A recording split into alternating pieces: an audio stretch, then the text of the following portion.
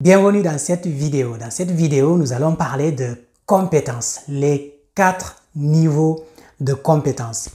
Comment faire pour développer ces compétences, pour atteindre le niveau de réussite que nous souhaitons.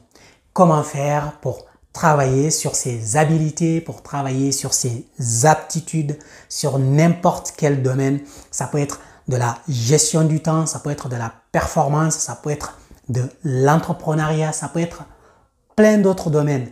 Donc, comment développer ses compétences? Il y a Jim Rohn qui disait « Soyez la personne qui mérite le succès que vous voulez voir dans votre vie ». En d'autres termes, devenez la personne qui mérite le succès que vous voulez voir dans votre vie. C'est-à-dire, vous êtes à un point A aujourd'hui, développez vos compétences pour atteindre le point B et à ce point B, vous atteindrez votre succès. Si vous n'êtes pas encore abonné à la chaîne, c'est le moment de le faire. Mettez sur pause, abonnez-vous pour ne plus rater aucune de nos publications. On distingue 4 niveaux de compétences. Le premier niveau, c'est l'incompétence inconsciente. Deuxième niveau, l'incompétence consciente. Le troisième niveau, c'est la compétence inconsciente. Et le quatrième et dernier niveau, c'est la compétence inconsciente. C'est quoi l'incompétence inconsciente? Mais parfois, nous ne savons tout simplement pas ce que nous devons faire. Nous sommes incompétents et nous en sommes inconscients. On ne sait pas ce qu'on ne connaît pas. Donc voilà, si je le dis comme ça, c'est rigolo, mais c'est ça en fait. On ne sait pas ce qu'on ne connaît pas. Parfois, on est incompétent sur un sujet, mais le problème, c'est pas l'incompétence en elle-même, mais le problème, c'est dû au fait que nous n'en sommes pas du tout conscients. Et si nous n'en sommes pas conscients, à aucun moment, nous allons chercher à nous améliorer sur ce sujet, à développer nos compétences sur ce sujet. Et comment savoir si nous sommes incompétents sur un sujet, et en tout cas, essayer de devenir compétents sur ce thème-là, ou en tout cas, découvrir notre incompétence pour pouvoir s'améliorer.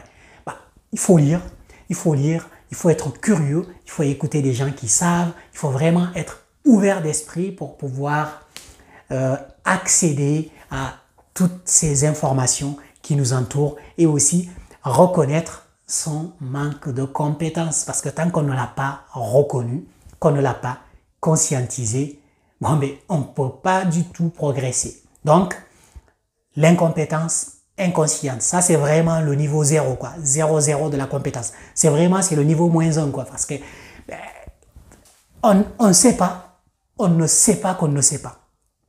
Ah là, c'est vraiment, c'est le 0, voire même le -1. Si on monte un autre cran, donc, on arrive à l'incompétence consciente. Là, ça commence à être intéressant parce que quand on est incompétent et qu'on en est conscient, on va chercher par tous les moyens à trouver des réponses, à se former, à s'améliorer sur le domaine en question. Par exemple, la gestion du temps. Moi, au début, je savais qu'à un moment donné, je ne pouvais pas gérer mon temps. Je gérais mal mon temps et je me suis dit, je vais m'intéresser au sujet. Je vais acheter des livres sur la gestion du temps. Je vais écouter des formations, des vidéos, des podcasts sur la gestion du temps pour déjà développer ma culture sur ce sujet et aussi développer des aptitudes que je vais mettre en application au quotidien pour justement améliorer ma gestion du temps, améliorer mon organisation. Donc, le deuxième niveau, c'est bien l'incompétence consciente. À ce moment-là, nous savons que nous ne savons pas et nous cherchons par tous les moyens pour nous améliorer, pour développer nos compétences, pour vraiment pouvoir avancer derrière. Donc voilà, retenez bien, deuxième niveau, on ne sait pas, mais on en est conscient. Donc, on va plutôt chercher à savoir. Là, c'est très intéressant parce que on est sur le chemin de l'étudiant. Donc, on va chercher par tous les moyens où se trouve la connaissance, où se trouve la compétence, quels sont les gens autour de qui je dois être pour vraiment m'améliorer sur cette thématique-là. C'est toi qui sais les compétences que tu veux développer. Tu en es conscient, mais tu sais que tu ne les as pas. Une fois que tu le sais, c'est super. Et la prochaine étape, c'est maintenant de te lever, d'aller chercher l'information parce que l'information est disponible aujourd'hui, partout avec Internet.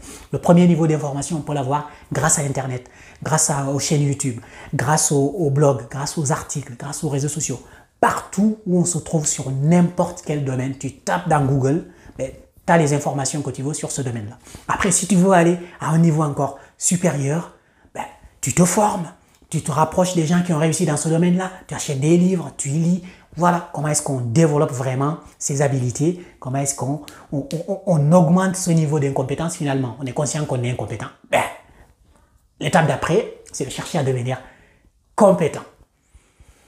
La troisième étape, c'est la compétence consciente. La compétence consciente, c'est quoi? Ça veut dire, nous savons faire ce que nous voulons faire. Nous avons les compétences, nous avons développé nos aptitudes, mais quand nous le faisons, nous devrons nous concentrer, nous devrons être conscients, nous devrons avoir une présence pour pouvoir le faire. Ça veut dire la compétence, elle est là, mais il n'y a pas encore d'automatisme. Donc on fait les choses, il faut qu'on soit concentré, ça nécessite beaucoup d'énergie, mais c'est beaucoup mieux déjà, ça veut dire qu'on a déjà dépassé les deux autres étapes. La première étape qui consistait à... La première étape de la compétence, ou l'étape 0,0 vraiment, voire même -1, c'est l'incompétence inconsciente. On ne sait pas, on ne sait pas qu'on ne sait pas. La deuxième étape, on l'a dépassé aussi, on est incompétent, mais on le sait. On a été chercher l'information pour se former jusqu'à arriver au niveau de la compétence consciente. À ce niveau-là, on avance, on réalise nos projets, on travaille, on bouge, mais ça nécessite encore beaucoup d'énergie. On fait les choses parce qu'on est obligé d'appliquer une procédure à chaque fois, on est obligé de suivre à la lettre. Donc vraiment, on est concentré, ça consomme énormément d'énergie et ça prend beaucoup de temps. Et c'est à ce moment-là qu'on cherche à aller vers le quatrième niveau qui est la compétence inconsciente cette fois. Que veut dire la compétence inconsciente? Ça veut dire que on est tellement excellent dans cette chose qu'on est en train de faire. On a tellement développé cette compétence. On l'a tellement fait autant de fois que, à un moment donné, on peut la faire sans même réfléchir, sans même y penser. On le fait de manière automatique. Et là, on commence vraiment à être au summum de la compétence. Ça veut dire on est compétent, mais cette compétence est devenue tellement banale, est devenue tellement ancrée en nous, est devenue tellement une habitude, on peut réaliser la tâche sans même y penser, sans même réfléchir et le faire par réflexe.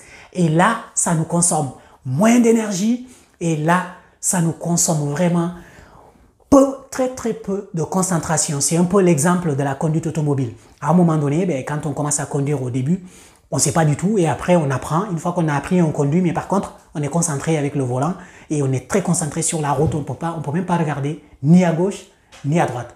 Mais au bout d'un moment, une fois qu'on a conduit pendant 1 an, pendant 2 ans, pendant 3 ans, tous les jours, une fois qu'on a conduit au bout de X années, à un moment donné, on arrive à conduire, à discuter avec la personne qui est à côté de nous dans la voiture ou parfois à faire d'autres choses. En tout cas, où il nous arrive même de passer un tronçon du trajet. On ne s'en souvient même pas. Pourquoi? Parce que on est tellement à l'aise sur la conduite, c'est devenu une compétence inconsciente que on l'a fait sans même nous en rendre compte. C'est pas qu'on ne sait pas ou qu'on n'y a pas pensé, non, c'est qu'on le fait, ça ne nécessite aucune concentration, aucune énergie. Donc là, on est au niveau de la compétence inconsciente. Donc, comment utiliser ces 4 niveaux de compétences? Les associer avec, par exemple, le leadership. Il y a plusieurs sortes de leadership. Par exemple, quand on est en face de personnes avec qui on travaille sur un domaine en particulier, sur une thématique en particulier, et qu'on repère ces profils de compétences, ces 4 catégories de compétences. Il y en a qui ne savent pas faire, ils ne savent pas qu'ils ne savent pas, ils essaient de vous embobiner. D'autres, ils savent faire, mais c'est difficile, il faut qu'ils se concentrent. Et d'autres, ils essayent d'apprendre, mais bon, ils ne savent pas encore. Et l'autre catégorie qui sait faire, mais vraiment très rapidement, sans y penser.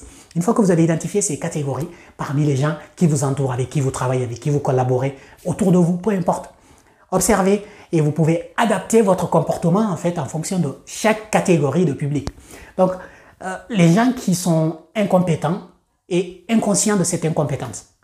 Incompétents et inconscients de cette incompétence. Pour ces gens-là, soyez directifs. Dites-leur ce qu'il faut faire, comment il faut le faire. Allez-y, boum, ne cherchez pas à comprendre parce qu'ils vont y passer du temps et ils ne vont pas le faire. Donc voilà, adaptez votre style de leadership. Soyez directif. Dites-leur ce qu'il faut faire, comment il faut le faire, quand il faut le faire, pourquoi il faut le faire. Et dites-leur, allez, allez, allez. Mais voilà, il ne faut pas perdre de temps. Allez-y, foncez, parce que ces gens-là, ils vont passer des heures et des heures sans pouvoir rien faire. Après, il y a d'autres, bon, la catégorie qui ne sait pas, mais qui essaye de travailler pour savoir. Donc, ce qu'on appelle l'incompétence consciente. Donc, à ce moment-là, vous pouvez passer encore un peu plus de temps avec ces gens-là. Vous essayez de les faire participer, essayez de les aider, essayez vraiment de passer un peu plus de temps parce que c'est des gens qui savent pas et qui ont envie d'avancer. Donc là, on peut passer un peu plus de temps. On peut être moins directif et on peut amener un peu plus de participatif. Donc voilà, on les invite vraiment à travailler. On le fait avec eux, on les aide, on les explique. Et après, la troisième catégorie de personnes qui sont dans la catégorie la compétence inconsciente. Ça veut dire c'est des gens qui savent faire et qui ont besoin de guides, de documents, mais voilà, qui savent faire et qui avancent. Donc, avec ces gens-là, qu'est-ce que vous pouvez faire?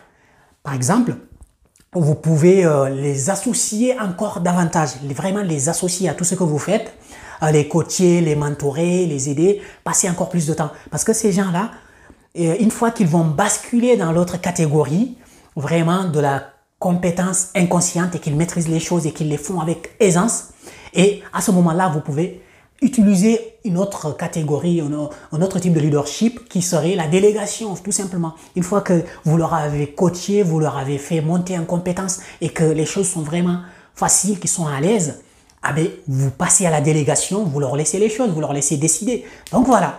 Pour résumer, ce qu'on a vu dans cette vidéo, c'est les quatre types de compétences, 4 niveaux de compétences et les 4 types de leadership.